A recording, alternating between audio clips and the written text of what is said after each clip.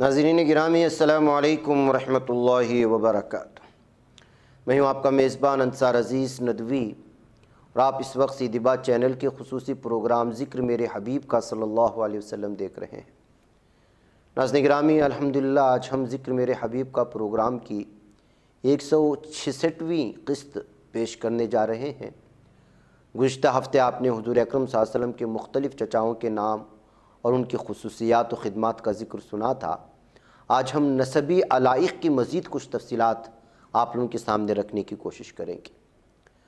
ناظرین گرامی، حضور اکرم صلی اللہ علیہ وسلم کی پھوپھیوں میں ایک ام حکیم بیضہ تھیں، کزیر بن ربیعہ جو نسل عبد مناف سے آتی ہیں ان کی زوجہ تھیں۔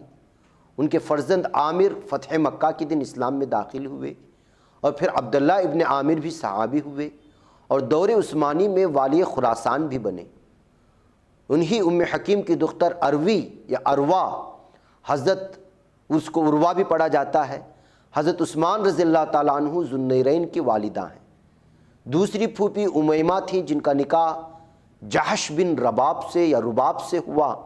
ان کے ایک صاحبزادی ام حبیبہ عبد الرحمن بن عوف کی اہلیہ تھی جو صحابی تھے حضرت عبد الرحمن بن عوف، اور دوسری صاحبزادی حمنہ رضی اللہ تعالیٰ عنہ کا پہلا نکاح حضرت مصعب بن عمیر رضی اللہ تعالیٰ عنہ سے اور دوسرا حضرت طلحہ بن عبداللہ سے ہوا۔ دوسرے نکاح سے حضرت محمد رضی اللہ تعالیٰ عنہ اور حضرت عمران رضی اللہ تعالیٰ عنہ دو فرزندان اسلام کے علمبردار بنے۔ حضرت عبداللہ بن جحش معرکہ احد میں شہادت پا کر اپنے ماموں حضرت حمزہ رضی اللہ تعالیٰ عنہ کے ساتھ مدفون ہوئے۔ تیسری پھوپھی عاتقہ رضی اللہ تعالیٰ عنہ تھیں جنہوں نے جنگ بدر سے قبل رؤیا صادقہ دیکھا اور اس سلسلے میں طنز کیا گیا کہ اب تو بنو ہاشم کی لڑکیاں بھی نبوت کرنے لگیں۔ چوتھی پھوپھی حضرت صفیہ رضی اللہ تعالیٰ عنہ جو اولاً حضرت حارث بن حرب بن امیہ کے نکاح میں تھیں، بعد میں بیوہ ہو کر حضرت عوام بن خویلد کے ازدواج میں آ گئیں۔ اس نکاح سے حضرت زبیر رضی اللہ تعالیٰ عنہ جو یکے از عشرہ مبشرہ ہیں وہ پیدا ہوئے۔ حضرت صائب ابن العوام بھی ان کے بطن سے ہوئے جنہوں نے معرکہ ہائے جہاد میں نمایاں حصہ لیا۔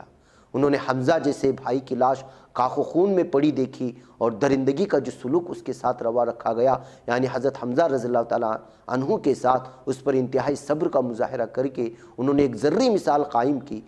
پانچویں پھوپھی برہ تھیں جو حضرت عبد الاسد بن بلال رضی اللہ تعالیٰ عنہ کی زوجہ تھیں اور حضرت ابو سلمہ انہی کے فرزند ہیں جو ام المؤمنین ام سلمہ رضی اللہ تعالیٰ عنہا کے پہلے شوہر تھے۔ یہ ایک پھوپھی جن کا نکاح حضرت عمیر بن وہیب سے ہوا، وہ اروا ہیں، ان کے فرزند طلیب تھے جنہوں نے انہیں جب اپنے قبول اسلام کی اطلاع دی تو انہوں نے کسی والہانہ جذبے سے کہا کہ تیرے لیے تیرے ماموں کا بیٹا سب سے بڑھ کر خدمت اور مدد کا حقدار ہے، بخدا اگر ہم عورتوں کو بھی مردوں جیسی طاقت ہوتی تو ہم ان کا بچاؤ کرتیں اور اس کے دشمنوں کو جواب دے دیتیں۔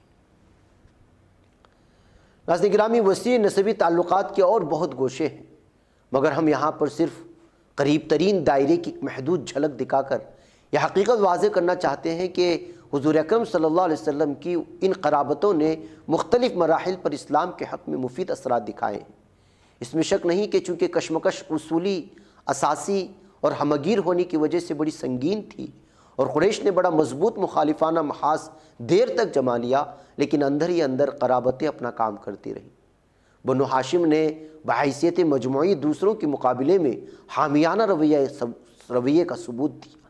قرابت مندی کی وجہ سے ابو جہل کے ظلم پر حضرت حمزہ رضی اللہ تعالیٰ عنہ کا خون کھول گیا اور وہ جاہلی محاذ چھوڑ کر حضور اکرم صلی اللہ علیہ وسلم کے ساتھ ہو گئے۔ ابو البختری نے محصوری کے زمانے میں ابو جہل کو اس زیادتی پر ٹوکا کہ وہ کسی غذائی ہدیہ کو شیب ابی طالب میں جانے سے روکے۔ حضرت عباس رضی اللہ تعالیٰ عنہ نے خاموشی سے مکے میں رہ کر حضور اکرم صلی اللہ علیہ وسلم سے تعاون کیا۔ قریش کی مجالس میں بارہا گفتگوؤں میں اپنی قرابتوں کی وجہ سے حامیانہ رنگ پیدا ہو جاتا رہا اور لوگوں نے یہ تک سوچا کہ حضرت محمد مصطفیٰ صلی اللہ علیہ وسلم کو کم از کم مکے سے باہر عرب میں کام کرنے دیا جائے اور کامیابی ہو جائے تو اس کی کامیابی ہماری ہی کامیابی ہوگی۔ پھر برسوں تک زدہ کا چکر چلانے کے بعد جب مکہ فتح ہو گیا تو حضور اکرم صلی اللہ علیہ وسلم سے لوگ یہ کہتے ہوئے سنائی دیے کہ تو ایک شریف بھائی ہے اور شریف بھائی کا بیٹا ہے۔ پھر یہی قرابتیں دوسری جانب سے بھی برابر اثر انداز ہوتی رہیں۔ حضور اکرم صلی اللہ علیہ وسلم کے اعزاء و اقربا قیدی بنا کر لائے گئے تو راتوں کو بندھنوں کی سختی کی وجہ سے ان کی کراہیں آپ صلی اللہ علیہ وسلم کی نیند اڑانے کا باعث بنی۔ مکے میں قحط پڑا تو حضور اکرم صلی اللہ علیہ وسلم کا دل پسیجا اور غلہ اور نقدی سے مدد کی۔ مکہ فتح کیا تو اس کے باشندوں پر احسانات کی بارش فرما دی۔ حضور اکرم صلی اللہ علیہ وسلم کے والد جناب عبداللہ کی والدہ فاطمہ بنت عمرو مدینہ کے مشہور خاندان بنو نجار میں سی تھی۔ اس سے پہلے حضور اکرم صلی اللہ علیہ وسلم کے پردادا ہاشم نے بھی قبیلہ خزرج کی خاتون ہند بنت عمرو بن ثعلبہ سے نکاح کیا تھا، اور جناب عبداللہ کی شادی بھی مدینے کے بنو نجار میں حضرت آمینہ بنت وہب سے ہوئی۔ اس واسطے سے حضور اکرم صلی اللہ علیہ وسلم کے والد جناب عبداللہ کے روابط بھی مدینے میں خاصے گہرے تھے، اور اتفاق کی بات ہے کہ ایک تجارتی سفر میں وہیں آپ صلی اللہ علیہ وسلم کے والد کی وفات ہوئی اور قبر بنی۔ حضور اکرم صلی اللہ علیہ وسلم کی والدہ مدینے کے اقربا کو ملنے اور اپنے شوہر کی قبر کو دیکھنے کے لیے آپ صلی اللہ علیہ وسلم کے والد کی وفات ہوئی اور قبر بنی۔ حضور اکرم صلی اللہ علیہ وسلم کی والدہ مدینے کے اقربا کو ملنے اور اپنے شوہر کی قبر دیکھنے کے لیے آپ صلی اللہ علیہ وسلم کو لے کر 6 سال کی عمر میں یثرب گئیں۔ وہاں 1 ماہ تک حضور اکرم صلی اللہ علیہ وسلم کا قیام رہا۔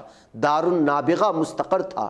ہجرت کر کے تشریف لے گئے تو 47 برس قبل کا وہ دور آنکھوں میں پھر گیا۔ مجالس میں کبھی کبھار ذکر فرماتے کہ یہاں ایک لڑکی انیسا ہوتی تھی یا انیسا جو ہمارے ساتھ کھیلا کرتی تھی، فلاں قلعے کے اوپر ایک پرندہ برابر بیٹھا کرتا تھا اور بچے اسے اڑایا کرتے تھے۔ اس گھر میں میری والدہ فلاں جگہ بیٹھا کرتی تھی اور والدہ کی خبر فلاں جگہ بنائی گئی تھی۔ حضور اکرم صلی اللہ علیہ وسلم نے یہ بات بھی بیان کی کہ بنو عدی ابن النجار کی باولی یعنی تالاب میں میں نے تیرنا اچھی طرح سیکھ لیا تھا۔ اسی سفر میں واپسی پر حضور اکرم صلی اللہ علیہ وسلم کی والدہ کا انتقال ابوا کے مقام پر ہوا تھا۔ ظاہر بات ہے کہ مدینے سے آپ صلی اللہ علیہ وسلم کی اسلامی تعلقات بعد میں جب نشوونما پانے لگے ہوں گے تو اس تعلق نے بھی اپنا اثر ڈالا ہوگا۔ مدینے کے لوگ خصوصاً بنو نجار آپ صلی اللہ علیہ وسلم کو اپنا قریبی عزیز سمجھتے ہوں گے۔ آپ صلی اللہ علیہ وسلم کا استقبال کرنے میں بنو نجار پیش تھے۔ ان کی بچیاں بڑی والہانہ انداز میں خیر مقدم کے ترانے آلاپ رہی تھی۔ ابو لہب کے کنیز صوبیہ کا دودھ آپ صلی اللہ علیہ وسلم نے چند روز تک پیا تھا۔ اس کا اتنا لحاظ تھا کہ صوبیہ کے لیے مدینے سے کپڑے بھجوایا کرتے تھے۔ مستقل رضاعت حلیمہ سعدیہ رضی اللہ عنہا کے حصے میں آئی جو بنو حوازن سے تعلق رکھتی تھی۔ بڑی لڑکی حذافہ جن کا لقب الشیما یا الشما تھا، انہوں نے بچپن میں حضور اکرم صلی اللہ علیہ وسلم کی خدمت کی تھی۔ غزوہ حنین کے موقع پر گرفتار ہو کر کے آ گئی۔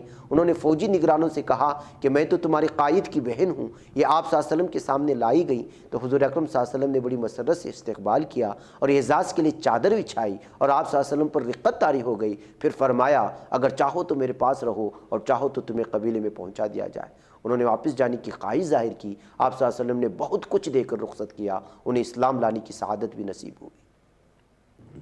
رضاعت کا یہی وہ رشتہ تھا جس کا واسطہ میرے کے حنین کے بعد بنو حوازن کے وفد نے اپنی قیدی چھڑانے کے لیے اسی رضاعت کا رشتہ آپ صلی اللہ علیہ وسلم کے سامنے دیا تھا، اور آپ صلی اللہ علیہ وسلم کے سامنے جو رضاعت کا رشتہ دیا، آپ صلی اللہ علیہ وسلم نے بنی ہاشم کی سارے قیدیوں کو فوراً رہا کر دیا، اور آپ کی تقلید میں ساری جماعت نے بنو حوازن کے قیدی چھوڑ دیے تھے۔